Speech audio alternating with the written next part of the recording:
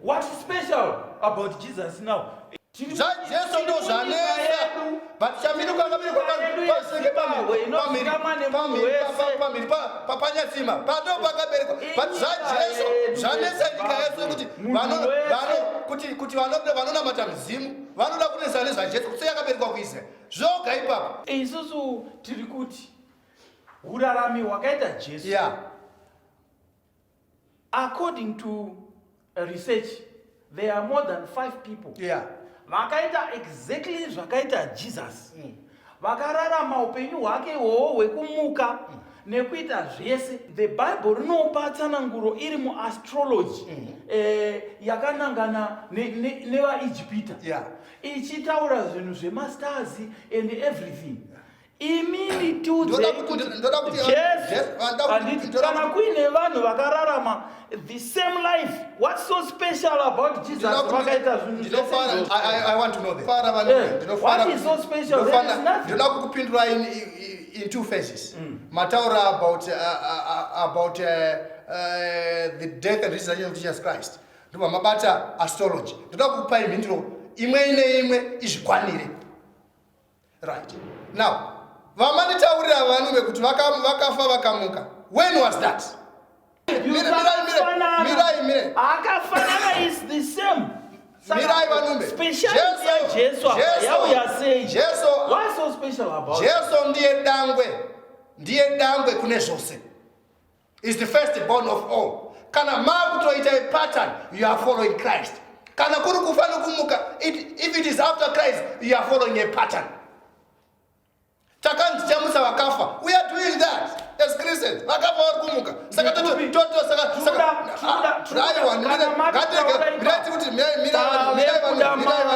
real examples. Mirai vanu. Kwete zvokushidzira vati. Mirai vanu. We are atikuchidzira vati. Ndiri kuti anyone akamuka after Christ is following a pattern of Jesus Christ.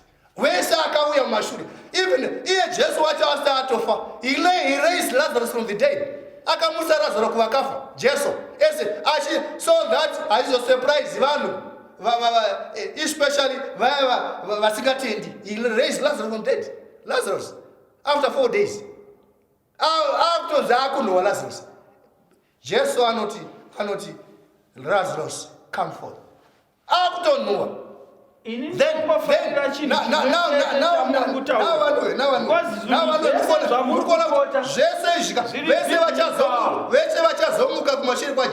are following Christ. Isvanwe takatenda mushoko raMwari.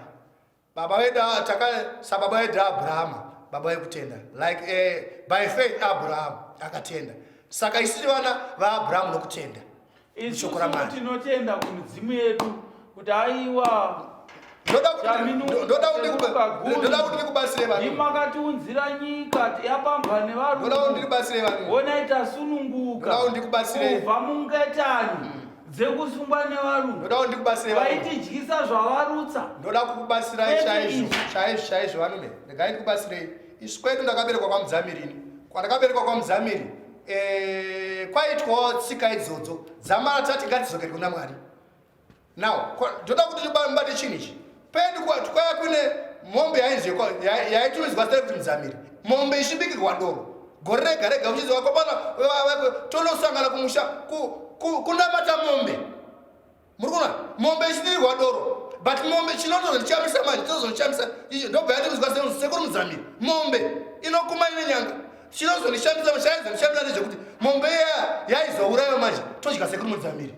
Saka we are becoming witchcraft. That's witchcraft. Welcome to Spiritual Highway.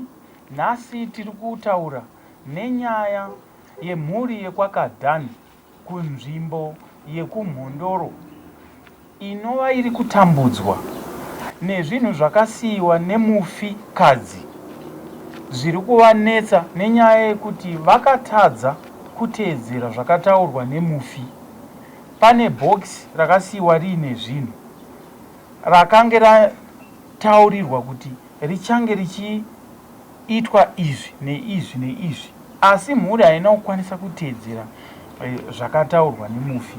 Kechipiri, pamba ipapo panobvira moto, uye zvekare pane muti wemunanchisi wakanga uri pakati peruvanzi wavakanzi kana ndichinge ndafa munozoutema, ndo uchava huni panguva yerufu. Asi havana kuzoita izvozvo nekuda kwekuti vaida kudya manachisi iwayo. Saka tinoona mhuri iyi iri mukutambudzika, moto isingaperi pamusha ipapo ichingobvira pese pese, uye sutukesi ratiri kutaura nezvaro richienda ronowanikwa rava kumbare, kuti vanhu vaedze kuti vaite sei naro, vanoriwana radzokera zvekare futi rave kumusha. Zvese izvi tichikurukura tiri mazviri kunzvimbo yemhondoro paspiritual highway. Ndinonzi Mai Chimuchembere. Tinonge tichidya tongore kana moto wakungobvira, hationi kuti moto chiri kupisa chii kati chiri kuitika. Saka imba inei yakatsva manheru eFriday kuma7 ari manheru. Zvavemo zvese, mibhedha, mawardrobe, simende zvakatsva, hapana chakabuda. Kitchen yakatsva kuma5 kweSaturday, zvaivemo hapana chakabuda. Bedroom kuma7 futi zamanheru kwemusuwo wesvondo. Asi chikonzero chiripo, ndinoona kuti mukoma wangu nemurume wake vakadzama. Vave vaine bhegi rekurambwa nehama dzavo. Takagova nhumbi dzavo vafa, mukoma wangu. Vachirwara zvokudzama izvozvo ndiinavo. Vakanditiwo inini kana ndafa, munachisi wangu uyu munoutema, udonhere pasi. Asi nhau yebhegi havana kundipasira kuti ndo takaita. Yakatozotsara yobuda taakugova nhumbi dzavo. Ndo pakanzi neveukama, imi bhegi remukoma wenyu motoritakura. Ndikati handitakure nekuti handingazive zvavakanga vakaisa mubhegi mavo imomo murume nemukadzi. Saka handigone kusimudza bhegi ndanhiro kumusha kwangu kwandinogara. Vakangorisiwo riripo pamba ipapo. Saka ndinoona pana chikonzero chekuti moto iwoyu kana uri kuteedza weni sevanhu takayamwa mukaka mumwe chete vedzinza rachona, ndo pari kungondinetsawo ipapo. Nange Muchembere, pane pamwe pamuri kuziva honzere yezviri kuitika muri kuiziva, asi imimi muroda kuhwanda kudai so. Handihwande mwanangu, handihwande, ndogohwandei. Imimi nyore kuti mubve kuHarare kusvika kuno mwanangu, handi kuna hamukuzive kumhondoro. Saka matokuzwa ndambudziko iroro kairi. Saka ndingahwanda chii chandingakuvanzirei vanangu.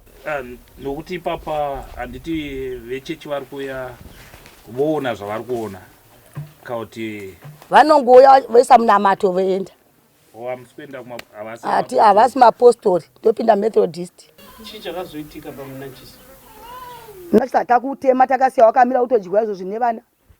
Iye mukoma paaitaura kuti munachisi kana ndafa moutema, hamuna kumubvunza kuti nechikonzero? Ndakatomubvunza ndikuti ko chikonzero chii kuti muti munachisi utemwe pane vazukuru vamama muchigara navo vanosara vachidya kamunachisi. Zvikanzi handidi kuti usare wakamira nekuti vanhu vanenge vakungodya munachisi wangu vese vese. Ndokupindura kwavakandiita. Ndinoda kuti bedzi munachisi wangu muutemere pasi. Ehe, munachisi iwoyo hatina kuutema. Vati hamungatemi munachisi pane vana. Saka makadi kuti maona kuti hamusida kutema munachisi, makadi kuitawo zvamakaita pamunachisi kuti zvipfudze zviye zvakarehwa kuti temai munachisi? Handina kunge ndaziva kuti munachisi uri kududzira chii kuti ndiutemeka. Dai vakanga vandidudzira ndingadai handairapira zvedu zvavo zvakafanana nezviri mubhegi. Noti pandairapira munachisi zvabva zvandidiwo futi zvabva zvatevera. Chimbotsanangudzai bhegi mafambiro arakamboita. Bhegi rakatorwa nemwana wavo musikana, ndobva ndanero kuHarare uku. Ndobva anorisiya mumba make akati ini ndakumbosiya bhegi rangu iri muneri, ndikudzoka mangwana ndichiritora ndichidzokera kuenda kumusha. Ndobva uya atarwa zvina basa, isapo bhegi rako, ndobva arisiya paya. Akabva angoenda ndokuenda kusvikira vanga vachingofona ko uri kupiko, ko wakaifamba seiko, bhegi rawakasiya uchaotora rini? Achingoti ndichandotora. aiva asingauye kusvikira musikana uya azoona kuti mumba make umu hameno zvakanga akusangana nazvo nebhegi riya iri rakasiyiwa neuyu. Ndopaakaenda kumaprofita ndobva vanomuta kwanzi bhegi rakasiyiwa nemunin'ina wako iri ridzosere kumuridzi waro. Saka ndopaakazomufonera futi akati uyu atore bhegi. Saka akazouya manje uyu mukoma aenda kubasa ndobva aona paine vana ndobva aswati ko bhegi rangu. Vana vakati bhegi mai vakariendesa kuMbare kune shamwari yavo iri kuMbare ikoko kuti kana uchinge wauya wonopiwa bhegi rako ikoko. Saka uya akabva afona kuna mukoma wake. Mukoma akati chegedza ndifonere munin'ina mumwe mudiki uyu ndiye ari kuziva munhu wakasira bhegi kuMbare. Ndobva wafonera zvikati ndapana nin'ina nhingi paMbare ipapo ndinosvika ndatumwa bhegi rakasiyiwa pano. Ndobva aitosa izvozvo ndobva aenda akasvikopiwa bhegi rake. Saka apiwa bhegi rake iroro akaenda akakwira bhazi akaenda kumusha kwavo ikoko. Ndozonyora meseji yake mutsamba akati ini bhegi rangu maitira makariita ukama hwapera. Vaya vakati hazvina basa zvichaonekwa noti iwe neni tiri hama nehama. Uchange wazondiudza kuti bhegi iri wakanga warisira mumba mangu tigozopedza ukama here. Saka havasi kufambidzana kana kutaudza nezvino. Aiye ari kumbawo kwamai vake uyu womusikana ari kumba kwake. Saka imi hamusi kuona here kuti bhegi irori zvanga zviri mubhegi nekuramba kwatakazviita kuti ndo maka chikonzero takusangana nematambudziko atiri kusangana nawo. Ipapo ndopapakandihwandira ndasingazivi ndo mamiriro azvakaita. Nokuti tarisai kuti vese vaitora bhegi iri akagara naro hamuchararika. Iro bhegi iye mufi achitaura kuti bhegi iri kusara nemunin'ina wangu. Sa mamusingaona kuti pane zvichaitika pabhegi apa. Ini bhegi hana kuti munosara naro hana kundidudzira kuti bhegi rine zvakatiri. Bhegi rakatozobuda patakugova nhumbi. Munin'ina wachona womurume achiti ni bhegi handidi. Taiona zvaitika. Imi bhegi mototakura bhegi rehama ndikati kweteka ina ndikatakure bhegi nekuti musoro wemba murume imi ndimo chisara nebhegi rani remukoma wenyu. Vakati handidi. Saka takagova kazvinhu tikasiya bhegi roro riri mumba hatina kurigova. Vakanisande Vabva kuuya zvakaitika futi. Varipo futi takatovashedza ndo akazondibutsisa zvinhu umu usiku. kuma7 ikoko akangoti amen kandobva vati takuenda ndobva ndavashedza kati katidzokai mubhedroom yamakubvira maketeni. Ndobva vasikodzima kandobva vatibatsira kubutsa zvimwe izvozvo asi zvimwe zvakatobatira zvakatsva. Ininiwo ndototenda nekuuya kwamaitewo pano kuti muzochema nesu dambudziko ratakasangana naro iri. Zviri kutotirwadzawo nokuti moto wacho hausi kuita. Moto wacho kana ukaudira mvura kudai so chiutsi chacho chinobuda ipapo unonhuwa zvokunhuwa zviyezvo. Wakatosiyana nechiutsi chinodzimurwa moto unenge wabatirawo ngobatirawo zvawo. Saka tibatsirewo vanhu vedu.